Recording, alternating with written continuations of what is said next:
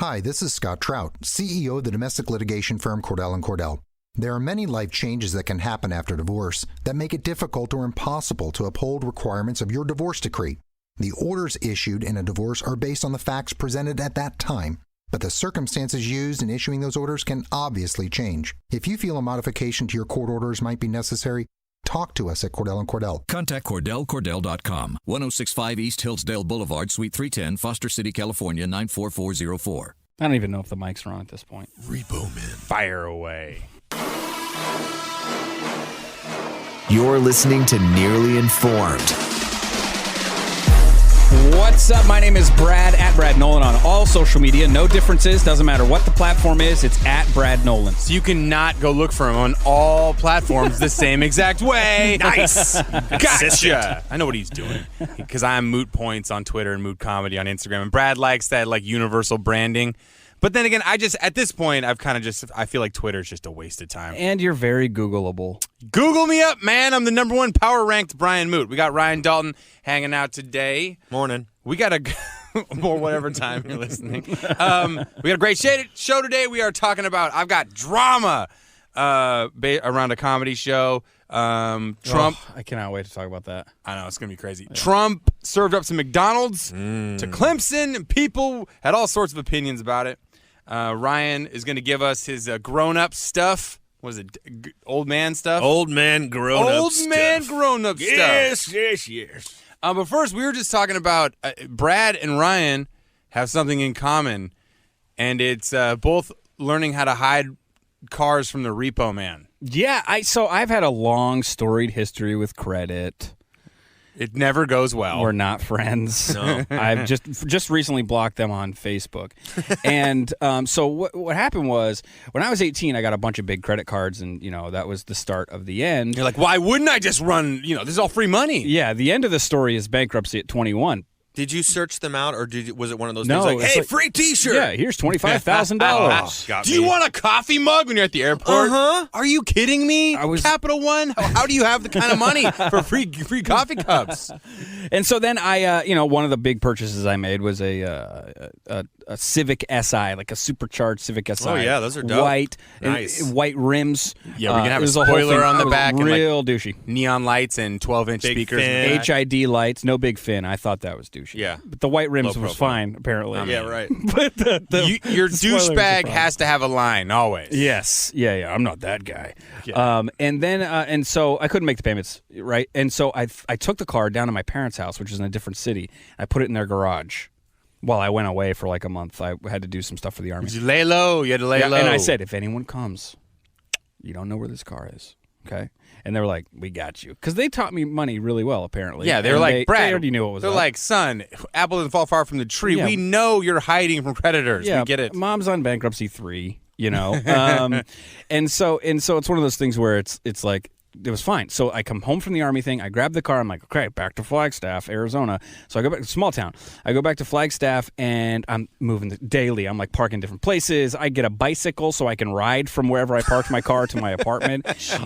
This whole thing. And then finally the car runs out of gas. And I'm so broke, I don't even have money to put in the gas tank. So the car is just there. It's wide open. Yeah, wide open, just man. Get picked off. And an easy car to pick out of a crowd.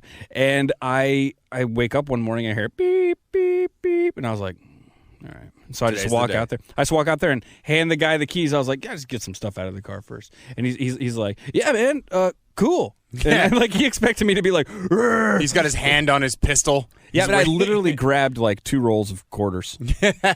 You're like, hey man, you're doing me a favor. Get rid of all this junk. Yeah, no, so I did. I'm sure there was trash in it, like fast food stuff, because I couldn't put gas in the tank, but I could definitely afford Starbucks. I which is never the whole have thing. anything of value in my car. Like every car I've ever had, the car I have now is currently the only new car I've ever owned in my life, so I keep it pretty clean. But up until this point, my car was just a dumpster, like on 4-wheel drive dumpster. I just whatever was in there was just trash. So if someone broke into my car, they'd be doing me a favor. Just take some stuff. Yeah, I kept a few trash heaps in my time, but especially here in Los Angeles, they'll just break into your car thinking there's something in there. Right. The common rule is don't leave anything of like a knapsack or a bag. When I hear somebody I always feel bad for somebody who gets their car broken into, but when I hear, yeah, my laptop was right, I'm like, what are you doing? I don't even want to hear the rest of the story, you idiot. my moron. my laptop, my Ray-Bans, and that briefcase I had full of gold bullion. So stupid. All right, way to go. My brother, we had this happen. I've never really had anything of value stolen from me. Once I had a CD player stolen from me, and this was like 4 years ago. CD players, it wasn't even a value to me. Yeah. And they stole my CD player, and then, one, they did it wrong. They didn't take the harness. They just they just unplugged it. I'm like, good luck finding a replacement plug for that, Sony. But the funny part is that there was a CD stuck inside. You could never change the CD, and that was a burnt CD of Adele, like her first album. So someone is rolling Never around. mind, I'll find someone like you. Yeah, that's some gangster. The ultimate instant karma. It is. As soon as they plug it in. You thought you had something good. You ever had your car stolen?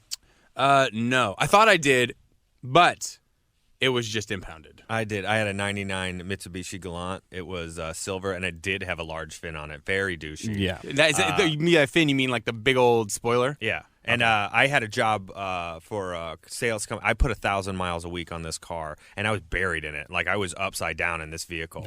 So I got a new job. It was the first day of that job, and like a moron, because I grew up in Kent, which is a suburb, a distant suburb of Cleveland, but it's very, very low crime, no problems. So I would go out onto the street of Cleveland, turn my car on, leave the key in the car. Like to warm it up? Yeah, to warm it up. Wow. And go back inside. So I remember it's 8 a.m, and I look out the window, and I just see my car take off.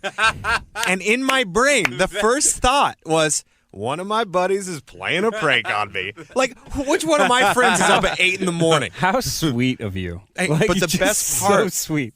the guy who stole the car, he not only steals it, he goes by some 7-Eleven, sees one of his hobo buddies, they get in the car, and then since I see the theft in progress, I had reported it as I'm watching my car go down the street. So a chase ensues.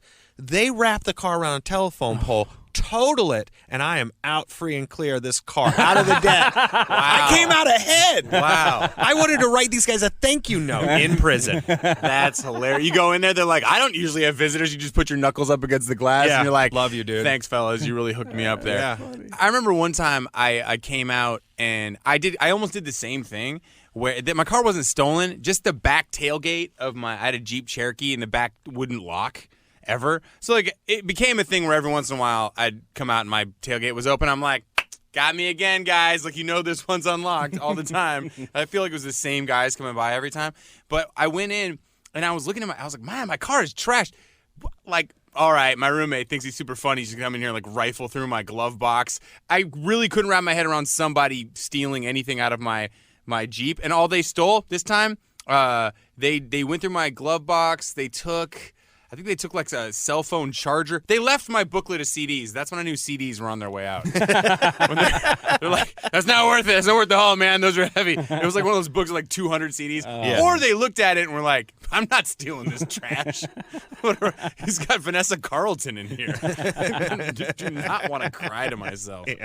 So how do you get free of the car? They don't. Oh no, because the car. Well, and once the car is totaled, the insurance company has to cut you a check for what the retail. No, it's what the value was. The they retail didn't check value. The miles though, right? Yeah, they don't check them. Well, it's resale value. The right? resale value. Yeah. And they say it's non-negotiable. It's negotiable. They just don't want to pay you what it's worth.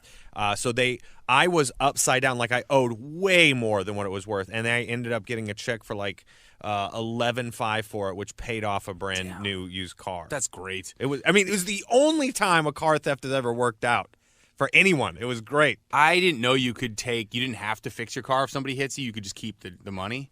Yeah. Right? I was driving across an intersection, and I was in just a beat-up GMC Jimmy, like one of those four-wheel drive cars, and this woman had come down the street, and she crossed the intersection, and as I'm going through the intersection, she just threw it in reverse. Oh, my God. And decided she didn't want to go straight. She threw it in reverse and gunned it and reverse T-boned me. like hit me with the back of her car going. Like the cop couldn't wrap his head around it. He's like, wait a minute. So, because he has to draw it on a piece of paper, too. Yeah. He's like, she was going in reverse T-bone. And it was like $5,500 in damage to a car that was worth like maybe $8,000 or something like that. And instead of, I should have just not replaced the door or just gone to a junkyard. Yeah. Had one of my buddies. I'm white trash. I don't mind. You've But got you know what? buddies who know how to put doors on. Yo, it's a blue GMC. I put a red door on it. I don't care. I grew up on a farm. I don't care if it opens again. It doesn't matter to me. I just want that money. Give me that cash. All right, what's coming up next on Nearly Informed? Coming up next, I've got drama. Comedy drama going down this week, and I'm going to run it by you guys. This is Nearly Informed with Brad and Brian.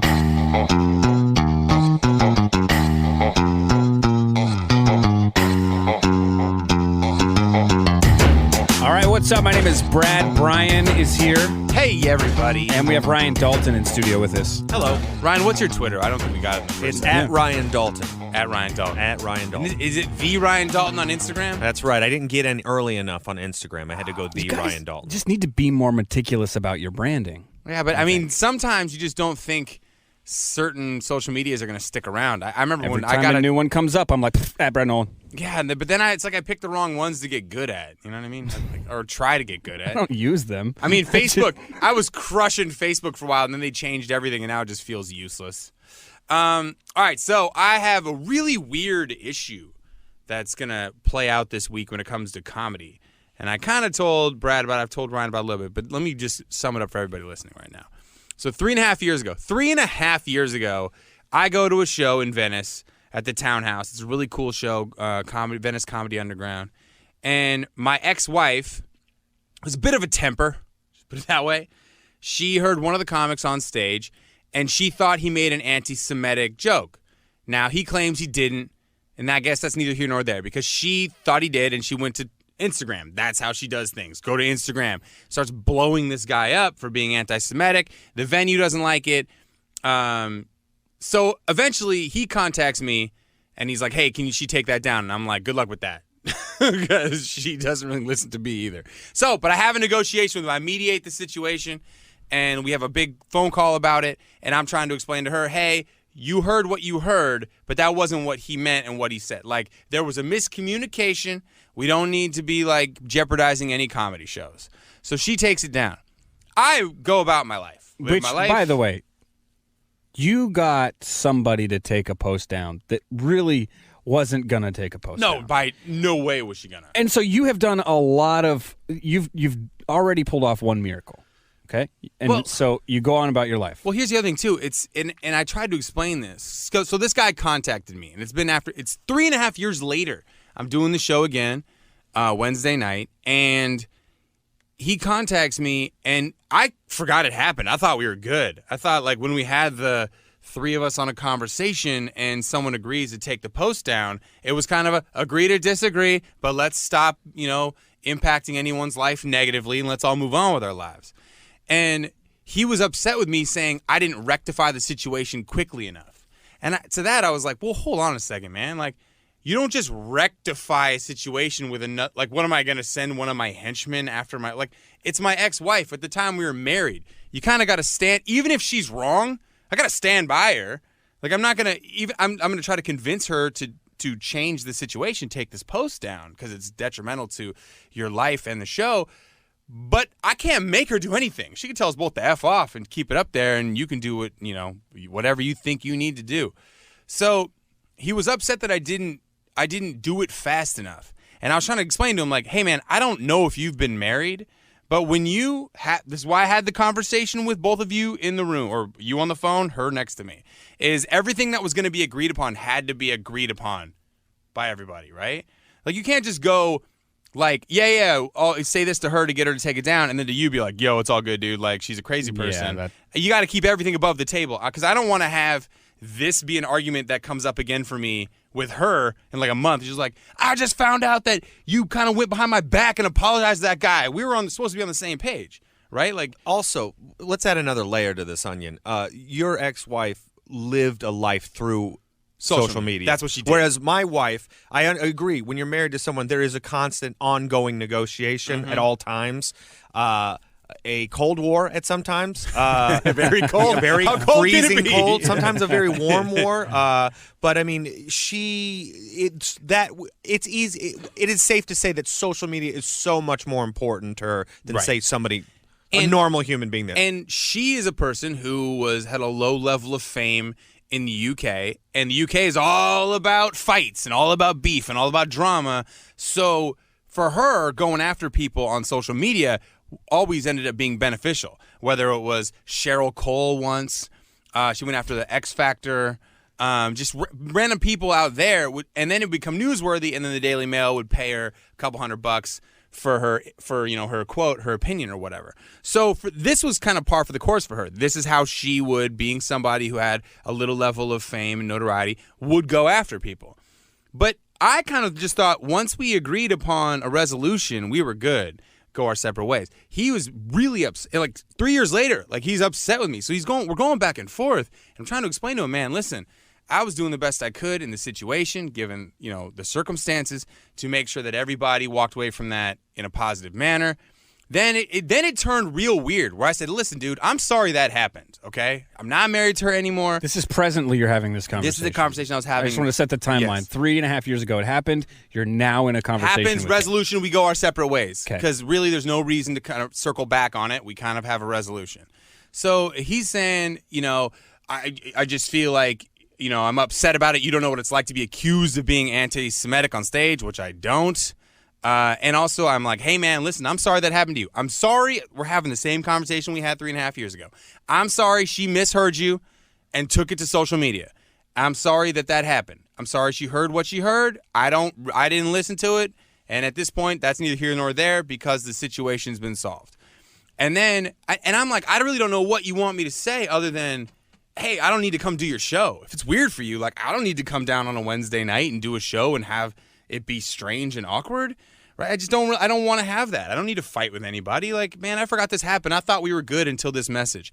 Now it's where, and then the next message I got is one where now my ego feels like, oh, okay, now I'm a little wounded because I thought we were good. Then it was basically telling me, ostensibly, that I'm lucky that he didn't sue her for defamation of character and slander because he had a case. I'm lucky he didn't do that to her and drag my name through the mud as someone who's associated with her, and he just wants me to appreciate that he could have made it messy for me and made it bad for me. So now I feel like really tough guy 3 years later. Okay. 3.5 years later, all of a sudden you think you have a defamation suit, which, by the way, are damn near impossible to prove any sort of negative repercussions from a defamation suit, especially to a guy who, you do one show a week and no one's getting paid on that show. So they defamed your volunteer career? It's really not a thing. But now I'm annoyed. I'm like, what do you mean I'm lucky? Dude, I thought we had resolved this situation, but clearly, and then he's like, no, but come down, it'll be a great show. Well, now I feel like, what are you talking about? That's so well. It's obvious. There's not a whole lot going. If this guy was busy, he wouldn't have any time for this even thought. He wouldn't even bring this up. This is like he has to let you know that there was beef in the past because there's no other. He has all the time in the world to occupy that with. It seems weird. It seems like an ego thing. That is an empty, timed, consumed thought. It's a lot of time. It's pure ego, and also it gives him a chance to pretend that he's not having ego about the situation by saying, but I'm still going to let you, and you're lucky that I didn't ruin your career so that you can have this opportunity one more time. And I say that not because I'm defaming this person or I'm talking about this person as an individual. I myself have been slighted, but I had so little going on that all I had to do was stew on that one thing. Yeah. Right. And it starts corrupting every other thought, and it just starts eating away at you. That's why I say it. It does feel like, and it's so weird because I'm still booked on the show, and for the, every part of me wants to be like, you know what, suck it, I don't want to do it anyway. But then the other part of me is like, I kind of want to see how this goes down. I want to see how it plays out. I guarantee nothing is even mentioned. I want to bring a camera crew. It's all tough. I guarantee it's all tough stuff via message. And when you see him, bygones be bygones. Everybody's friends. I guarantee that's what happens. That is something that we will find that out this week. But to me, it just felt like somebody who, like you said, had been stewing on something for so long. Every post you've ever posted for the last 3 years, he's going, oh. Yeah, I've been like that. Like, felt like he took the loss when it happened and has been waiting for a moment to be like, No, here we go. You know what? You lost, not me. You cost me dearly. Find Nearly Informed on Instagram and Twitter @NearlyInformed.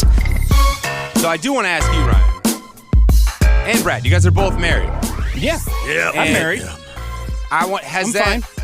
I'm 8 years, good behavior. See, Ryan, the way he answered that, it was a lot more common than Brad's like, I'm good. I'm fine. Totally fine I'm over totally here. married. Everything's good. Everything's Family's great. been back in town for a couple days now. Yeah, everything's good. Things are going great. Because that's a different situation. I think, well, even than with a girlfriend. I guess with a girlfriend that you're serious, it's probably very similar. But when you get into an issue, when you're caught between your significant other, that you can't just be like, you're crazy, I'm out of here, and somebody, either comedian or someone that they work with or someone you work with, where you're all of a sudden like, oh no, like I don't want to be on either one of your sides. But now I'm like, which way do I go? That's never been the. Luckily, I that's never been the case with Ashley. I've never had to be like, oh, why? I've never had to talk her down or somebody from, because she's a pleasant human being. She is the person that everyone asks when we go out together. They always go, hey, where's your wife? It's the first thing. It's never me. It's they want to see her because she's the better one and she's pleasant. She doesn't have beef with anybody. You're lucky. The only time that it's ever come something like that. I remember we were at a show. I book a show at the Improv called Comedians You Should Know, and my partner came up, and we didn't have a lot of spots to give at the time, and we had like 6 producers, and so spots were few and far between, and like all of a sudden somebody didn't show up, and she's just sitting next to me, and then she just points at the other producer and goes, "Oh, just put him up." And I just felt like I felt such flame in my brain, but I couldn't say anything right there because I didn't want to. The thing I wanted to say was, "Don't tell me how to do my job." And also, don't say it out loud, because if we don't, now he's looking at it like, okay, so. And then of course, and he's thinking like, "Well, I got the spot." I'm like, "Oh," and I didn't like him for like thinking like he was leveraging that opportunity, and it made me mad at him too. Yeah. So I waited. Until Ashley and I, my wife and I were alone. I said, "You can't do that. You can't do that. Right. Again." You're putting me on the spot. She's like, "I knew you were mad." Well, if you knew I was mad, don't do it. But that's it. I mean, that was that never. That was the. If that's the worst, I'm thankful. I mean, that's impressive, especially with how many comedy shows she's gone to. Because I've run into nothing with Jessica, my current girlfriend, but she's good. And also, if she hates someone's comedy, she just shuts it down, and she just in her mind is like, boring. This guy's boring. Yeah. This girl's boring. But I've had issues where, for some reason, it's happened to me a couple times where I brought a girl to a show who I don't know very well, and then maybe they take a rhetorical question from a comedian seriously. You brought the problem. I brought the problem. I brought a few problems in my time. Like those are the ones. As long as you don't really, they don't mean. I know that sounds rude, but they don't mean anything to you. But your relationship's so new that you can be like, listen, I'm going to choose career over a relationship right now. If you don't like comedy, if you don't like these guys that I hang out with, that's fair. You can take off. But then once you hit a point where if I don't seat anyone who means something to me back of the showroom. Like sometimes they'll come in and like, oh, you want to sit in there? No, they sit in the front. I do No, absolutely not. Never, because I don't want some awkward crowd interaction with another comic. And now here we go. Yeah, and then you're in the situation you're in now. So for me, it's kind of a double-edged thing with the wife. The problem is she's a sweetheart, and she cares about people, and I don't. And so I feel like she's the person who would get mad at you for not responding in an empathetic way to somebody's struggle. So what happens is she'll bring me said problem, whatever this human's problem is. And I don't care enough to even fake that I care that she cares. And so what ends up happening is I go, okay. All right. Yeah. Okay. Sure. And I know she can feel it. It's like we even just driving down the road, she go, oh, that homeless man doesn't have shoes. Cool. I'm trying to get to the Grove. Like I'm just I'm just really. I'm trying to get new shoes. Not my problem. It's just, and that's my general thing in life. Not my problem. Well, that's just kind of like, and I get that I'm an ass for that, but like that's kind of my vibe. But what happens next? You'll find me at the shoe store, getting the guy the shoes, and then going and giving the guy the shoes. Do I feel good afterwards? Yes. And it was a great experience, this specific one. But at the same time, I'm like, but now I'm late for the thing I wanted to do at the Grove. What's funny about your response is almost worse than if you were like, good, man. You know, it's America. If you can't afford shoes, you don't get shoes. I mean, that was what I thought. Well, that's what you thought. But your response is more just kind of patronizing, where it's like, huh? Yeah. Interesting observation. I was looking at the Interesting. road. To It's the almost grove. like, don't tell me when I said it was interesting. Have an opinion on it. Yeah. No, but the other thing is, too, like, my wife also knows when she likes or does not like somebody immediately. And when she It does... takes me months and sometimes a marriage to figure that out. And sometimes she doesn't like people that I need to like for business purposes, even. You know, she'll be like, yeah, I don't like that person. You're like, yeah, but Why is she wearing that? He's got money. We need him. Like, Yeah, like be I need around. us to, and it's just a weird thing. It's funny. It's happened a few times in my career. She'll be like, I don't like this. Something about her. And if it's a girl, it's a whole different ball game, right? Yeah, that's smoking. Do you find hot that butt. she's right?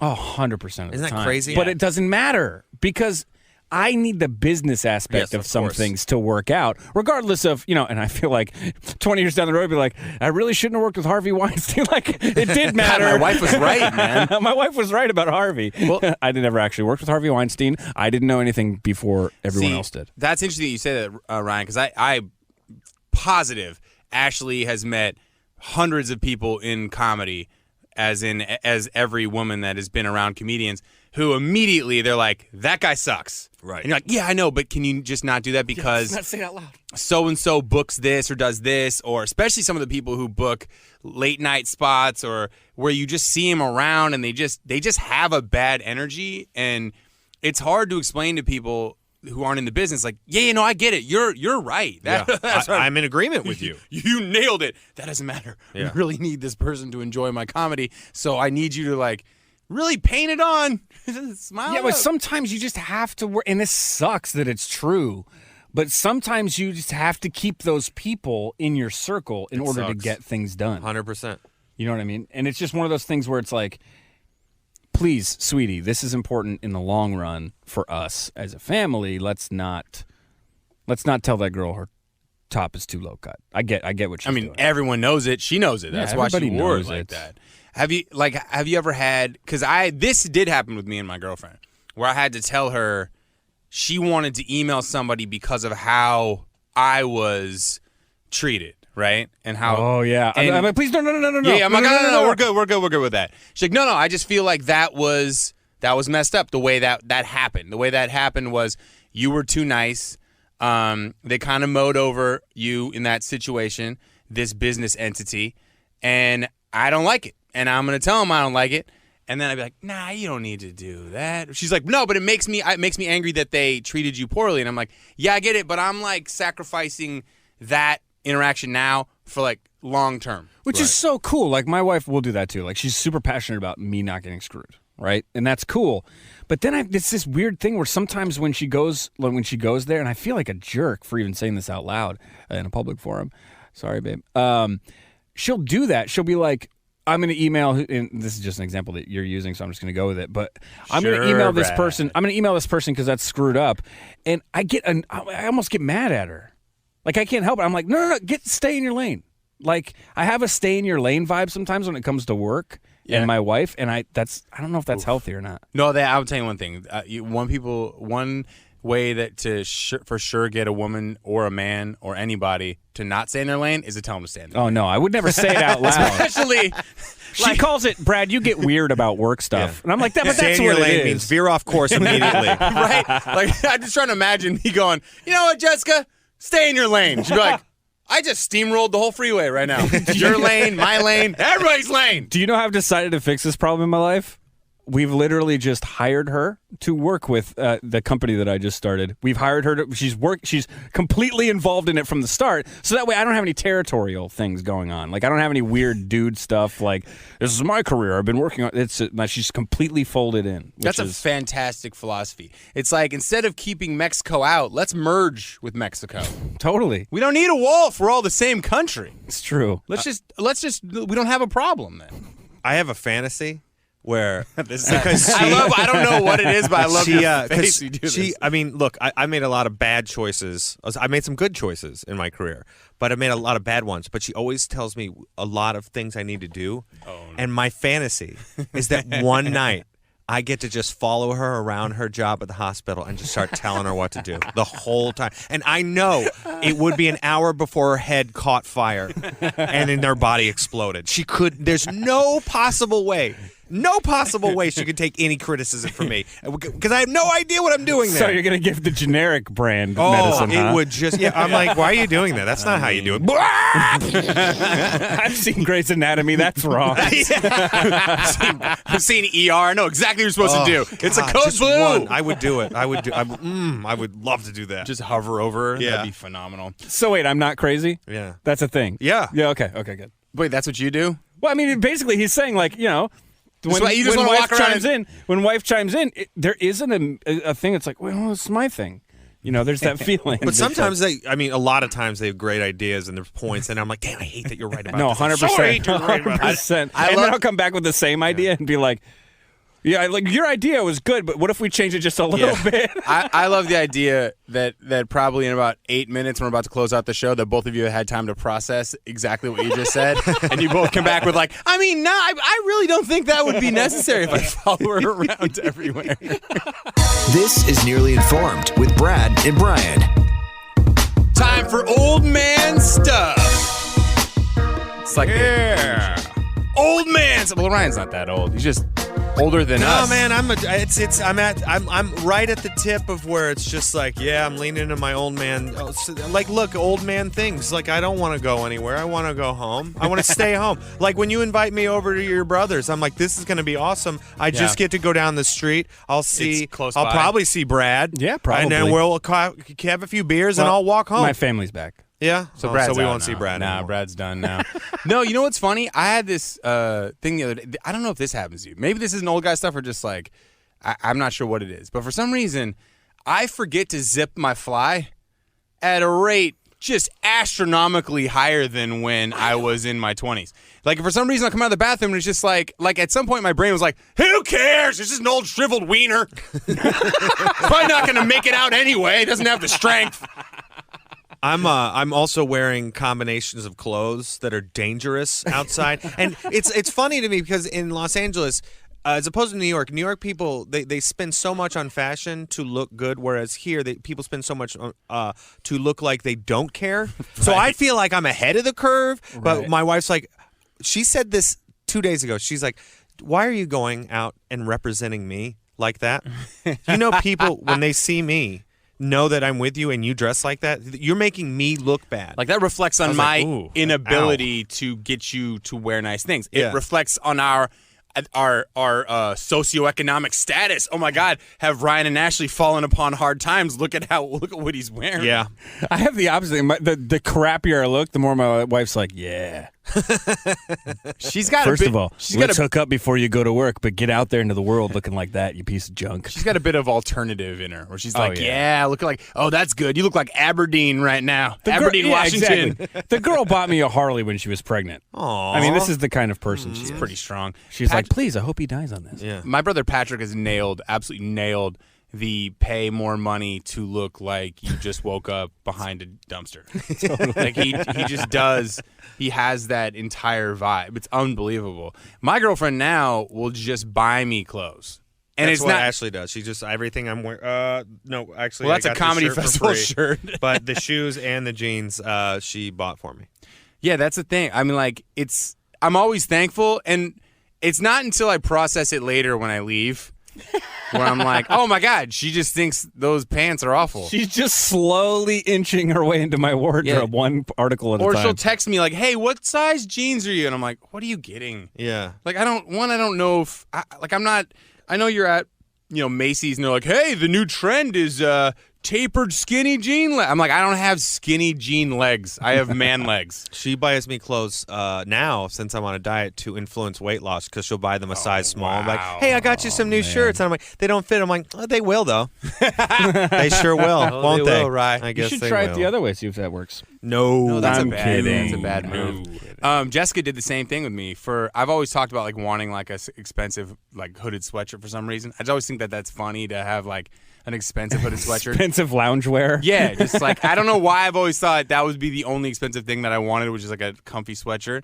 And so she had some monster deal at Saks and got me a Gucci hoodie, and it's like it's living adjacent to too small. You know what I mean? Like it's right. It's in perfect town. It's like almost right, a T-shirt. Yes, You're it's too right there. Too much water away from being able to feel comfortable. No, I'm a weekend full of bottomless mimosas to be like, well, that's going in the closet forever. But it's too expensive as a piece of clothing to never to not wear. Like that, it's like a sweatshirt that I'll probably have to give to my grandkids. Like, and so she was like down a Gucci hoodie. And I'm like, you know what? I mean, they probably wouldn't love it. By then it's going to be like outdated and smell like moths and old person. But she's like, nah, it's just like, I'm like, you're just ensuring that I'll never be larger than large, a Gucci large. She's like, no, but it would be nice. she's like, I would never let you get like that. I'm like, how are you going to stop me? She's like, I have ways. Just telling it to your face. That's usually a good one. Right. It's pretty good. Yeah. Just the cold hard. You're getting truth. gross. You're getting gross. All right, so Ryan, what old man wisdom can you Oh, impart? Old two guy stuff. 2 things this week. I mean, last week he told us about trying to fix a dryer that only needed a new knob. Oh, But he I took the whole fixed thing the dryer. apart. I fixed the dryer. I did take it apart. I fixed it. I got a new knob. It works great. We have horizontal blinds, and the little turning motor, the little roller motor up there, it broke. And I'm like, I'm not buying new blinds. That's not going to happen. I'm going to find this replacement part, and I'm going to replace it. And I did, and I ordered a lot of these parts, and I had to return a lot of these Oh parts. yeah, because you didn't know. Because Like, they didn't fit. Finally, I got it down to the measure. I got the tape measure. I pulled the thing apart, and I got the right one in. And I thought everything was great. And then I went to turn it today, and nothing turned. And I almost ripped the thing off the wall. And I'm so angry. like, but if I I'm won't. going to get a new one, I'm going to get an entire new one. I will not be defeated. I'm going to find another one if that's the case. And we just got a brand new dishwasher because we had a rat problem. We had such a bad rat problem. Yeah, like rats, like the animals, like the Yeah, rodents. we had such a bad rat problem that my wife and I were sitting watching a movie, and all of a sudden we hear scurry, scurry, scurry, scurry, scurry, scurry. We look into the kitchen, and a rat is looking at us like we owed it money.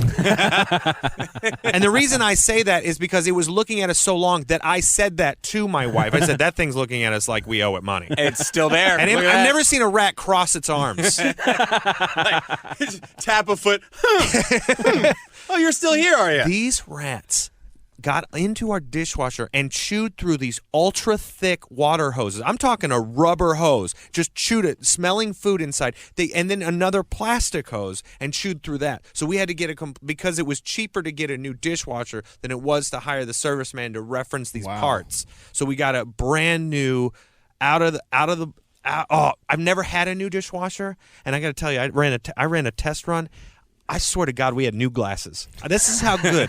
Now, the problem with this dishwasher is they didn't have a layer of insulation on it, and every dishwasher has some sort of layer of insulation because all a dishwasher is just a hose spraying into a plastic drum. Now, if you don't have that layer, it just sounds like you're filling up a bucket with a fire hose. And so this thing is loud, man. But the first couple times. It's great. Yeah, the first couple times, didn't you hear that loud noise and be like, that stuff getting clean? Yeah, oh my God. I pulled these. I've never been so excited about an appliance in my life. Well, you know what's funny about so we have a dishwasher at my townhouse in Atlanta that I thought was broken, but it's just because I'm kind of an oaf, and I shut it too hard and pushed it like off the frame into the underneath the cabinet, but I didn't even notice that. Mm-hmm. So then the door wouldn't shut all the way. And then I just started trying to bang it shut, and I bent like a piece of metal that's supposed to help lock it in. I bent it down. So then finally figured that out, so I was able to like pull it back onto its onto the regular track, and then I bent the metal back up with a pair of pliers. And it works, but I'm not sure which collection of buttons to push to get it to actually start, because that makes me nervous when I push the button, and I'm like, what the hell? Yeah. None yet. Or the dishwasher with the knob, you have to get it just the right before it'll start, and you have to kind of wait there, and then you're like, am I on heavy or am I on normal? Right. Where am I at right now? Dishwashers are a confusing Like, beast. I'll push it twice, and then then I'll 3 times, no. Then I'll hit it once, and I'll wait a second to hit it again. I just want a dishwasher where I shut the dishwasher. Oh, now we can't shut the detergent thing either, because it'll just, sometimes that doesn't Click. Oh, Yeah, deploy. So now I just want one where like I shut everything. You can hear it, like you can hear the seal, Sturdy. and then hit it. And as soon as my finger hits the button, Right. like it starts, and I'm like, yes, there we go. I just loaded you. I didn't want to do that for no reason. Some of the ones, the one that we have now has a locking mechanism. It won't work unless you lock the locking mechanism. I prefer that, so you know you have a guaranteed seal. Yeah, so the one that I have is not. Yeah, because then it feels like Old man combo. This is an old man conversation. No, you know what it is? It's like dudes appreciating appliances. I think ladies would love to hear this because I love that one too. That feels like you're sealing an airplane door. Yeah, Like, that's what I felt like. Yeah. Oh, pressure sealed. Yeah. That's gonna get the cleanest. I've made the mistake. You did the right thing. Just get a new washer. Yeah. Dishwasher. I made the mistake of calling appliance fixer guys out, and they have to come. You have to pay them like $75 just to get them to come look at it, right? And then based on that, they'll charge a certain amount based on what parts they need to fix or whatever. Maybe they'll just tell you need a new one anyway. And I have actually been banned by my girlfriend from calling for appliance repair people because when I first moved into my house, I was showering in like lukewarm cold water. And I kept going down to the water heater in the basement and turning it all the way up. And I'm like, I don't want to turn it up too high. What if I like set myself on fire with this? And it was just so lukewarm. And she's like, listen, your water heater is probably broken. It's probably under warranty. It'll cost us $75 for them to come out. Just come out and look at it. I come out. The guy goes, oh, it's on pilot mode. I was like, what the hell does that mean? He's like, well, that means like when they're going to sell the house, they don't want to be wasting gas heating water, so you've just been showering with whatever the pilot light is heating in terms of the water. And I was like, oh, so you mean I have hot water? He's like, 30 minutes, you can have a hot shower. And then my girlfriend came home, and she's like, so what happened? I'm like, fixed it. We're Totally fixed it. Totally fixed it. She's like, what happened? I'm like, I didn't want to tell her. She's like, no, like, what did they replace? I'm like, it was on pilot mode. And she goes, you're an idiot. I'm like, why didn't you go look at it? How do you know what pilot mode is? You know nothing. All right, this is Nearly Informed. Back tomorrow.